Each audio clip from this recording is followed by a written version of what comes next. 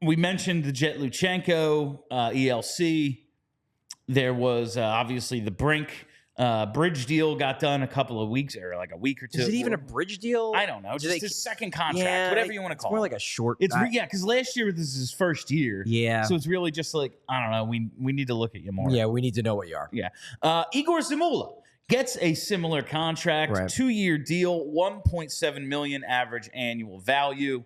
They're keeping him around. He was a restricted free agent. They QO'd him. They work out this deal. 1.7 mil, pretty nice little pay bump for our guy Zamula. Good for him. Played a lot last year. Had that nice little run on the power play at one point. You could do a lot worse as a 6'7" than Egor Zamula, I think. Down the line, just looking at what this defense is, if he's part of it, if he's an extra, whatever. I think he's a nice enough player. The thing I'm looking at right now, though, Charlie. First, capfriendly.com still exists. Yeah. It's still kicking. It seems like it will be dying any day now, but for now, it's still alive. It's still there. But I log on today just to see what the Flyers are up to. About $830K over the cap right now. How do they get cap compliant without LTIR? That's my question for you right now. I don't know if there's an answer aside from making it. They're going to use LTIR unless they make a trade. And when we spoke with Danny Briere on July 1st, he more or less said, I don't have the direct quote in front of me, but he basically said, if I haven't made a big trade in the next week or so, it's probably not going to happen. Well, that was a week ago. So doesn't seem like the big trade is coming. So at this point, choose chill. Choose Coors Light. Choose chill. At this point, it does seem like they're going to use LTIR. I guess the only possible way out of it, if they don't use LTIR, is, and I guess this is theoretically possible, even though I'm not expecting it, is if like Ryan Johansson shows up for camp and says he's healthy. Because then I guess what they could do is they could waive him and send him down and then use that to get below. Yeah, and he knows that that's what's going to happen. I don't think he wants to play in the AHL. I do not think Ryan Johansson at like 30 years old wants to be riding the bus. Exactly. I just get that impression. So unless they make a trade, whether it's, trading away someone like Ristolainen, whether it's a hockey trade that has some money going out, it does appear that they are poised to be tapping in a long-term injury reserve, at least to start the year, and then we'll see how it plays out from there. Just thinking about how they would go about this. Like, Ryan Johansson is just like, he ain't part of the plans. We're going to LTIR him, and I realize, like, on Cap Friendly, it's like, well, Ryan Ellis, Cap, LTIR candidate.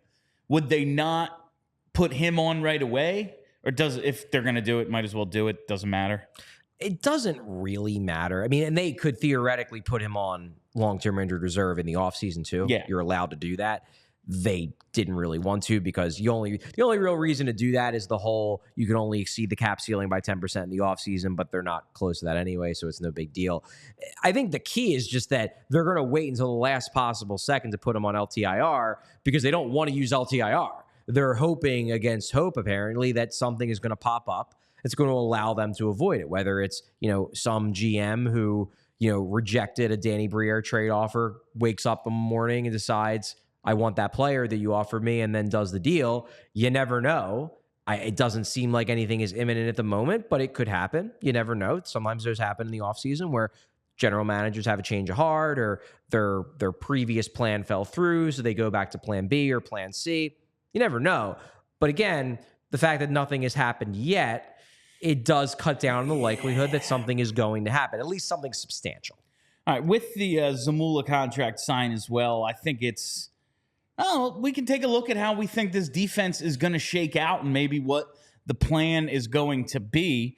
A lot of it would, depend on the Risto health. But let's just, for the sake of this conversation, pencil Risto in as, yes, he was hurt for the second half of last year, but in October, he will be on the right side in one of the 3 spots on defense. So let's just look at this right now.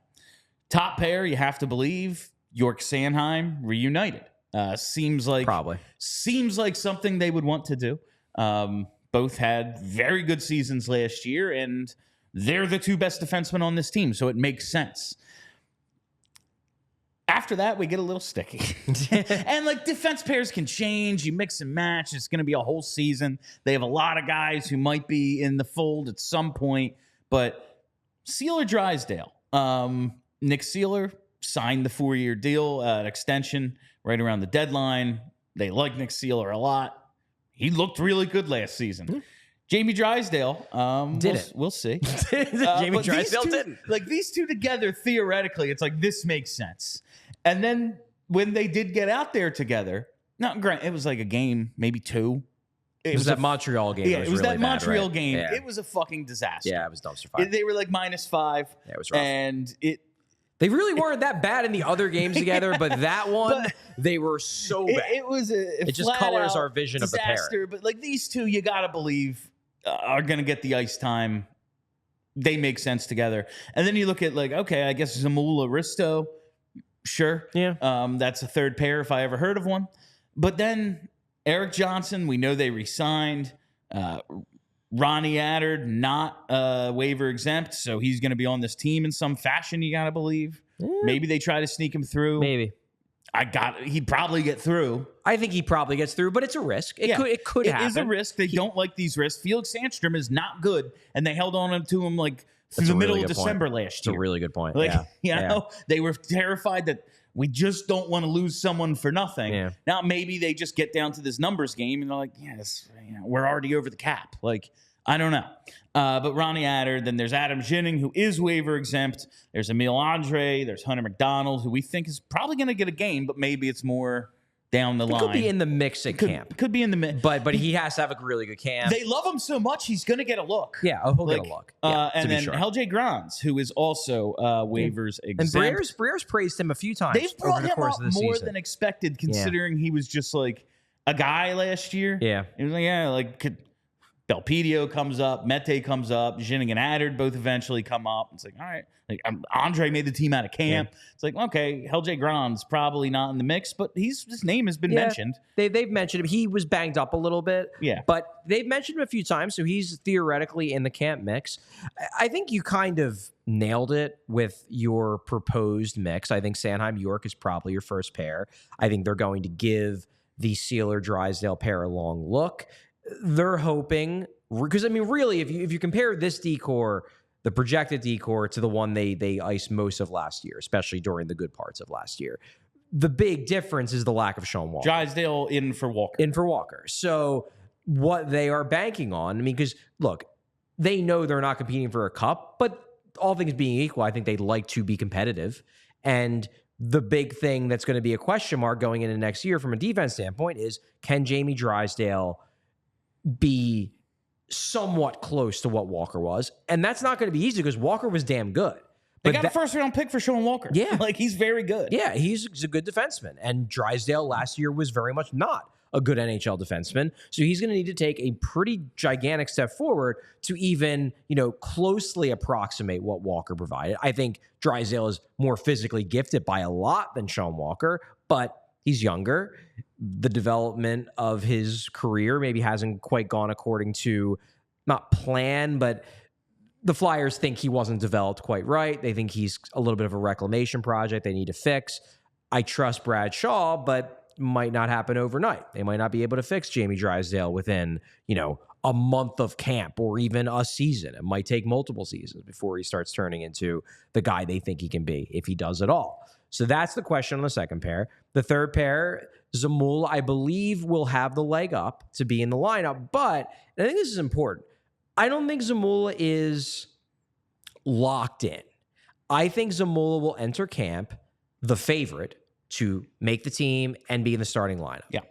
But if he underwhelms, and if Ginning outplays him, if Hunter McDonald outplays him, if Ronnie Attard outplays him, it wouldn't blow me away if Zamula starts the year out either on the bench, or it wouldn't even blow me away if he got waived. I mean, I don't think they want to do it, but if he flops in camp, he didn't play well enough last year to be like, you're a lock to make this team. He needs to play well in camp to keep the other prospects behind him. Right now, he's ahead of them. Especially he played 60-plus games. He had moments. He showed he can at least hold his own at the NHL level, but He's got guys coming for his job, and he's not a Cam York or a Jamie Drysdale where he's a locked-in part of the future. He's there, and he's fine, but he could lose a spot.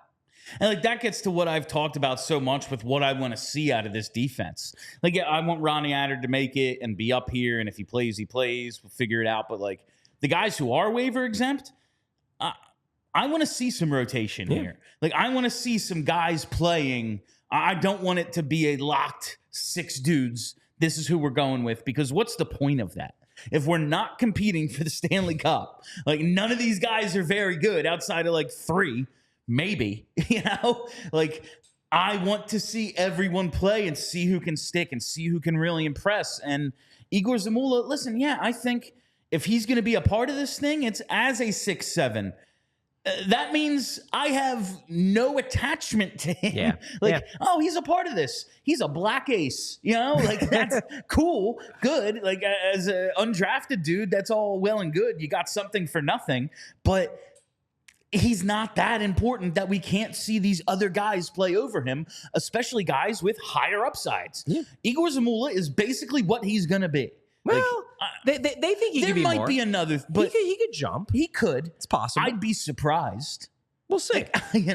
But I just think some of these other guys have a lot more than they have been given the opportunity to show. And Zamula pretty much was what he was last year, and it's fine, but it's not changing the team. I just think that they are going to make him earn it.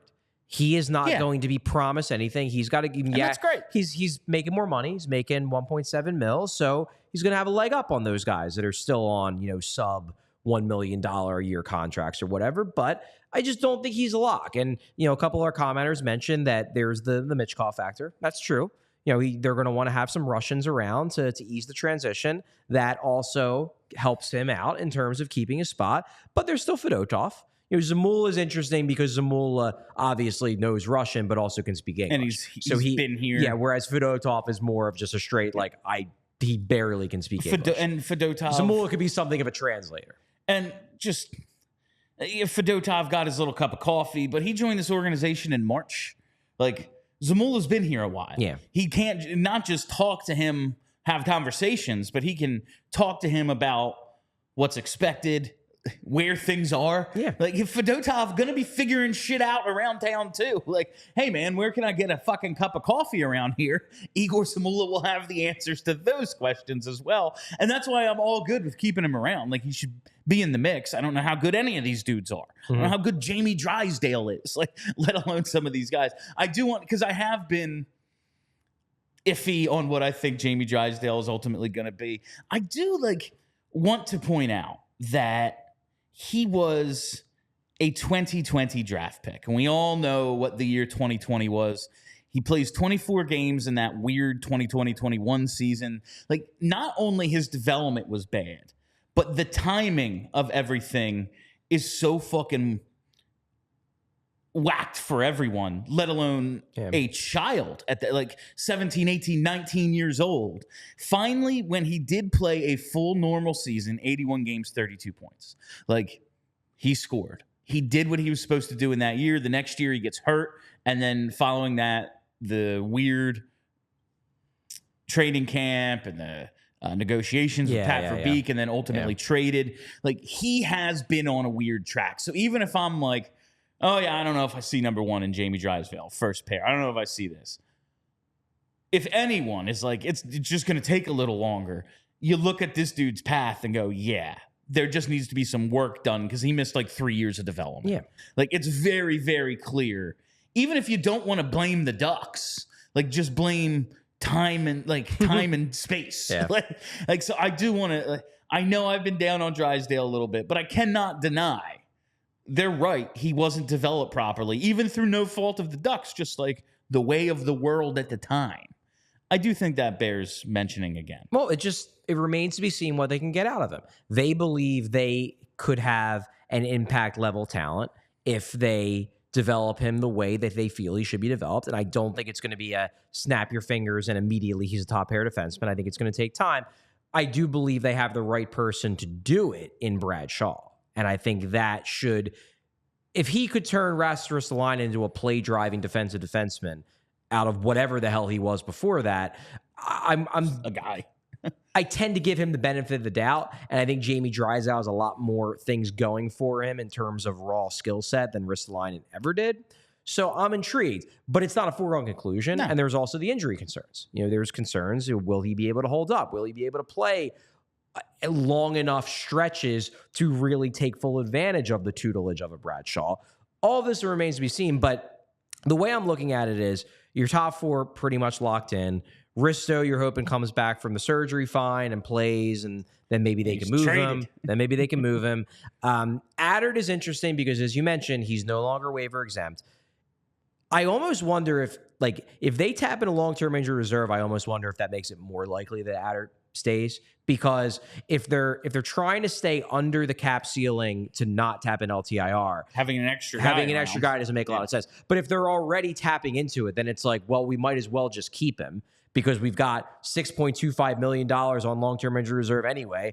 It's not going to hurt us any worse to keep Adert too, and we will not take the risk, the 10% chance that somebody picks up a 6'3", decent skating right shot defenseman and takes a stab at him on their team for the year off of waivers.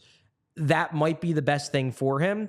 The only concern about that, in terms of the way they will look at it, is does he make the team if he's not playing every night?